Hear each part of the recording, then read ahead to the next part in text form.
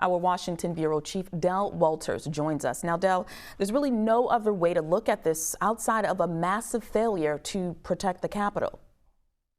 Now, there's a soundbite. You could have heard a pin drop when she was actually talking, and that was what was so fascinating about it. Senators were told, as you mentioned, that this was a security failure on a massive scale. The former head of the Capitol Hill Police Department saying it was planned, coordinated, and carried out by white supremacist groups.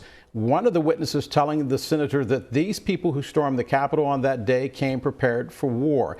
They had hand signals, they had pipe bombs, even chemical sprays.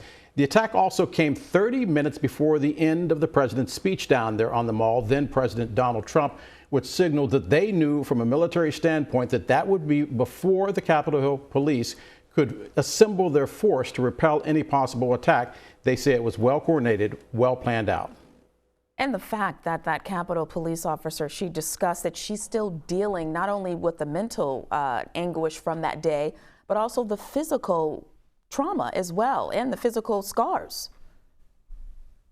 A lot of people are, and that's the part that people seem to be missing. There are two elements to this story that need to be borne out from an African-American standpoint. One is the black cops. Think about this, an African-American cop who says, I was chemical sprayed in what was supposed to be one of the safest places on the planet. We saw those images of Officer Eugene Goodman leading the mob away, but we never really asked the question, was the mob chasing him because he was a Capitol Hill cop, or were they chasing him because he was a black cop? We also heard the officer who said, I cried, I fell to my knees and wept when the insurrection was over because I had been called the N-word 15 times. So even though in one sense, yes, this was an assault on democracy, in a microcosm, it was also an assault on black Americans, and also a city, a capital city that is viewed by many parts of this country as being predominantly black. It's interesting that you mentioned Eugene Goodman, that Capitol Hill police officer who was able to keep those insurrectionists at bay with just a baton, that he was possibly attacked because he was black. How did we get to that point? No. And that's the part, this is one of the things that's frustrating about Washington, is you have to remember that this is a city that is ruled by the Washington Post, for instance. And when I came here as a reporter back in 1985, I realized that a lot of stories that affected us were not viewed the same way by us. So keep in mind how this looks from a Washingtonian standpoint. The Capitol itself is now an armed fortress. There are razor wire fences. Also, Officer Goodman was being chased while other officers who were white are now being suspected of actually letting the insurrectionists in. And keep in mind what we just heard from Officer Mendoza. She says that she was attacked so severely and so brutally that at one point in time she believed that her arm was about to be broken. It's not necessarily that we know that Officer Goodwin was being chased by a mob because he was black. It is because we have not asked, was Officer Goodman being chased by the mob because he was black? Do you think that type of questioning would come up in those hearings? I honestly doubt it. No, and I think you're right. And I think that that's one of the things that needs to be pointed out, is that ask the members of the squad, why do they believe that they were attacked by President Trump for so long? They will tell you in a heartbeat that it was because of their ethnicity. It was because that they were women. In the case of Ilhan Omar, it was because she was Muslim. She was from Somalia. So it's no secret that they view themselves differently. And on that day, on January 6th, they also believe that the mob saw them differently. They might have been trying to get Mike Pence because they wanted him to stop the election. But we have to ask ourselves, then why would you be going after Ilhan Omar? Why would you be going after Alexandria Ocasio-Cortez or the others? And the only argument that you can come up with is because of their ethnicity or their race or their sex. And do you believe that there was a racial component after we saw the massive National Guard presence during the Black Lives Matter protests? Let's talk about what happened outside that failure. Yeah, and that one's the hard one to ignore. First of all, the Republicans, if there had not been that Georgia Senate race, remember the Republicans would have controlled that hearing that we saw yesterday. And a lot of revisionist history is going on in Washington, D.C.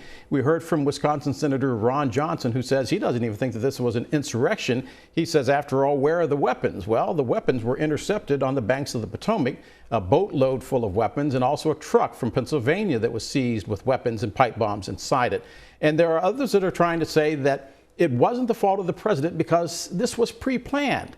But a lot of people argue that the president actually lit the fuse after the November election in December, and that's when the planning began. And he simply told everybody, come to Washington, it's going to be wild. That argument about what did that mean, sometimes you have to ask yourself, are we being insulted as Americans because it means exactly what the president said it meant? Come to Washington, it's going to be wild. For the insurrectionists that were arrested, that has been their defense, is that they were doing what the president asked them to do. Del, I also want to ask you, first of all, Republicans would have controlled the hearing itself. Secondly, there's a lot of revisionist history going on with regards to the events of January 6th. Keep in mind, Wisconsin Senator Ron Johnson doesn't even think that January 6th rose to the level of an insurrection, which is wild, saying there weren't that many weapons. There are others trying to say that it wasn't the fault of the former president, saying that this was planned or wasn't planned because of what Trump said on the Mall that day, and instead something that was going to happen regardless of what happened during his speech. What are your thoughts? I think that you have to point to what happened in Wisconsin after he made those comments. His own newspaper, the Milwaukee Sentinel, saying he should resign, that he should no longer represent the people of Wisconsin. And also you have to look at the other racial component of this, and that is the votes that they wanted to be overturned. It is no secret they wanted Wisconsin, they wanted Michigan, they wanted Pennsylvania, they wanted Georgia. What do all those states have in common? The black vote. So by saying that this was a stolen election, what they're saying is this election was stolen because black people voted, and they don't believe that black people's vote should count. That is the underlying racism that is behind everything that happened on January 6th. If not, why aren't we talking about the vote in Montana or, for instance, the vote in California? Even though that is where the Dominion voting machines were positioned, the truth of the matter is California was always going to go Democrat. So why aren't we arguing about the Dominion voting machines there as opposed to elsewhere? That is the racial component of this that people seem to be missing out on, which is that a lot of what happened on that day in the nation's capital had racial overtones that dated back to the days of Barack Obama. We saw that massive gathering for his inauguration and celebrated. Other people saw that massive gathering on his inauguration and mourned. And here we are in 2021, still fighting for voting rights. And we are. We're fighting for voting rights in D.C. We're fighting for statehood there. We're fighting for voting rights all over the country. And after January 6th, there have been concerted efforts in state houses across the country to roll back voting rights. You know, there's a reason why John Lewis spent his entire life saying, I marched across the Edmund Pettus Bridge to get us voting rights.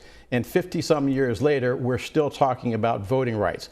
It is the third rail of politics in this country. And for the first time after the insurrection on January 6th, Black Americans now understand how big of a threat we are, because just look at Georgia. If we had not come out and voted in force, Georgia would not have been flipped. If Georgia had not been flipped, we'd be talking about a different Senate hearing yesterday. We'd be talking about Antifa coming to the nation's capital, trying to reverse the results of an election or challenging President Trump. Del, you know I can talk to you all afternoon, but unfortunately our time has concluded. Always a pleasure having you, our DC Bureau Chief, Del Walters. I look forward to having you back on the show again, Del. See you soon.